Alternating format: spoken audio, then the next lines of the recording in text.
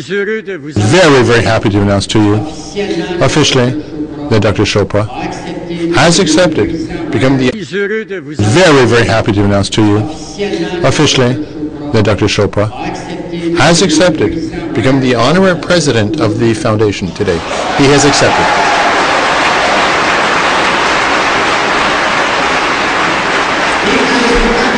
And during the course of the day, you will have other good news like that, which will give more strength to the movement which you're creating today, and hope that this will go across Canada. Thank you. Now, Dr. Chopra.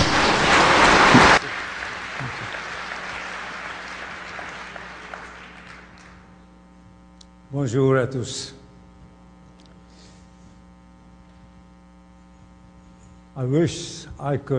J'aurais souhaité faire mon discours en français mieux que je ne puisse le faire à l'heure actuelle, parce que c'est ici où j'ai commencé ma vie ici, mon vie de travail, ma vie d'étudiant. J'ai commencé au Canada il y a 50 ans.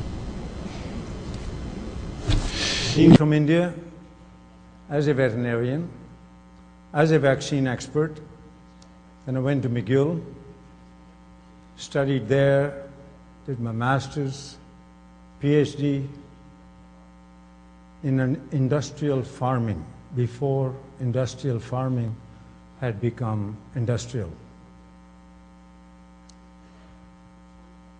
Spent another year at the Royal Victoria Hospital, postdoctoral studies in immunology. Went away to work for a pharmaceutical company in England for 4 years as head of research. From there, I was invited to join Health Canada as a senior scientific advisor for evaluating vaccines and antibiotics for people back in 1969. I worked at Health Canada for 35 years, or until I was fired with 2 other colleagues 5 years ago. Yesterday, I came straight from the court. This is more than 5 years later. And it was 150th day of court hearing. Just the legal costs that you all are bearing amount to over $6 million to fire us and keep us fired. Because we blew the whistle on corruption in Health Canada.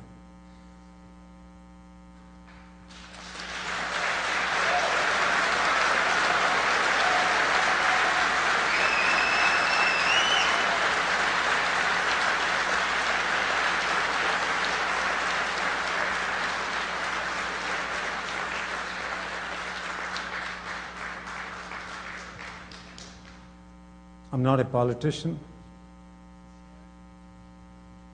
I'm not a lawyer. I'm not a merchant. I don't sell anything. I'm just an ordinary scientist who was hired to do a job as a public service employee. Your servant, servant of the public, to administer a very small portion of the law, which is called the Food and Drugs Act. The Food and Drugs Act has a long history. It began first in the United States in 1906. If you trace back its history for health freedoms, it goes back to the Boston Tea Party, 1773. because Americans were fed up with being ruled from England. They had all migrated from different parts of Europe, plus other people who didn't count then, slaves, indentured labor, whatever. Nevertheless, these people wanted freedoms. And they already had the freedom because they found a new continent, the whole Western Hemisphere, where people from Europe landed and they began their life in freedoms. All the land, all the waters, all the natural resources were at their disposal.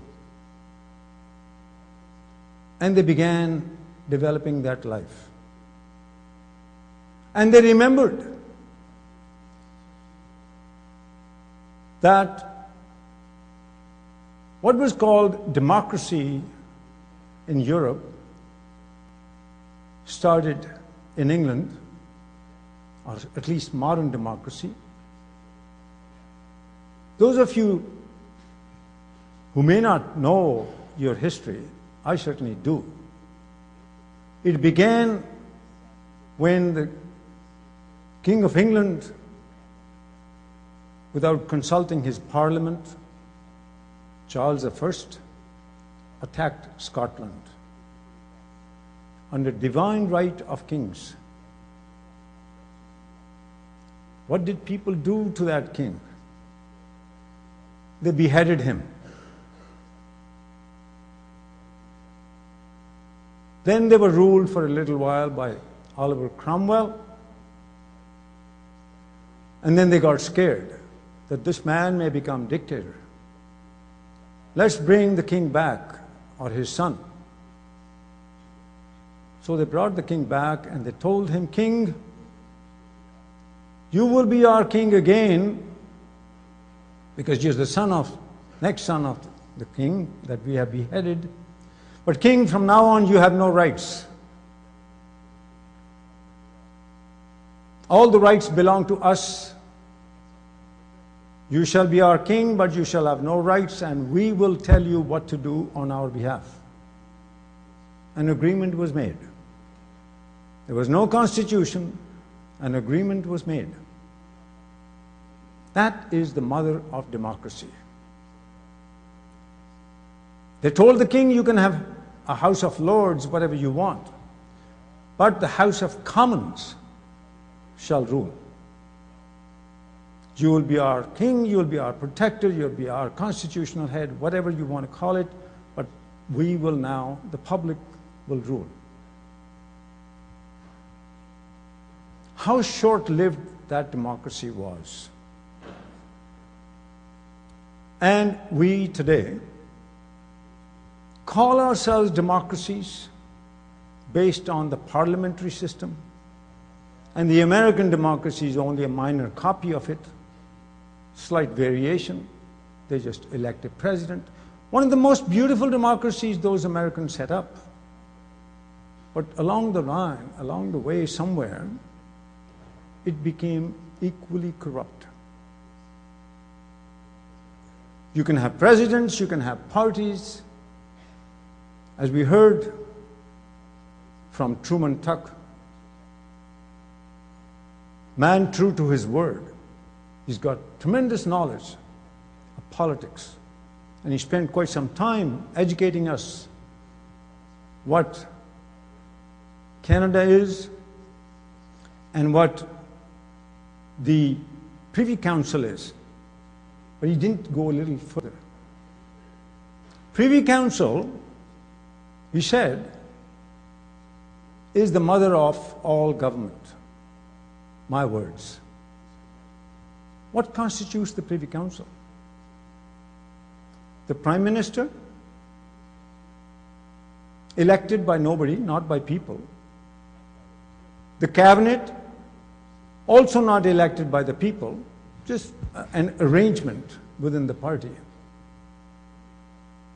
The bureaucracy, the clerk